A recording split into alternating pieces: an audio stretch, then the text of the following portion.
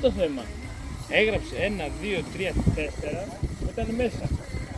Το άλλο που είναι από πίσω δεν το έγραψε. Το άλλο πάει στο αστυνομία. Αυτό τους βεβαίω. Εδώ πέρα απ' έξω έχει η αστυνομία δικαίωμα. Α, η αστυνομία έχει δικαίωμα. Άμα υπολογίσεις αυτά τις αστυνομίες, δεν είναι αυτονόητο. Αν το υπολογίσεις, αν είναι έτσι, είναι και της αστυνομίας αυτά, δεν είναι επειδή είναι που έπρεπε. Ναι, μπορεί να πει αμαρτία αστυνομία. Δικαιώμαστε στην αστυνομία.